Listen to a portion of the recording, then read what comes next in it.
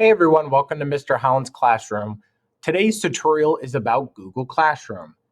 The reason why I'm making this tutorial is because a lot of students who are going back to school are going to be needing to use Google Classroom for their schoolwork and things like that, especially if they're virtual. So a lot of classrooms and a lot of districts, including my own, are using Google Classroom as a platform to have their teachers post assignments, materials, those type of things.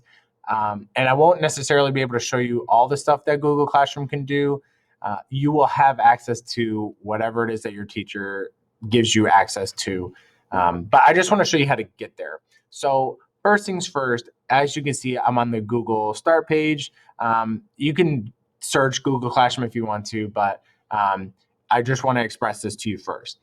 You need to have your child signed into their actual email from the school. Our school makes student emails so that they have access to only school stuff through here. So your child needs to be logged in, and this circle icon up here is where you'll check that. If you click, it'll show you what you're logged into. If you're not, it will let you sign in, that kind of thing. So you need to make sure you're signed in.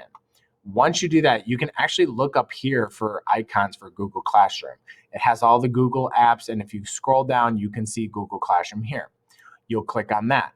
And then once you get there, you'll actually get to a page that looks similar to this, but you probably won't have anything over here showing up. It'll just have this blank icon, and then it'll say, you don't see your classroom here, ignore that. What you will see is you'll see an arrow that kind of looks like this, and it's pointing up to that plus sign, and it will link you to where it says join class. So if you click up here, it says join class or create class.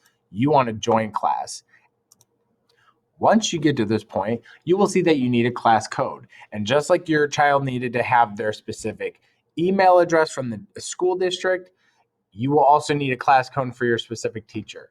If you don't have one yet, don't worry. You can ask your teacher once you know who they are, but they will probably give it to you so that you can log in at your leisure.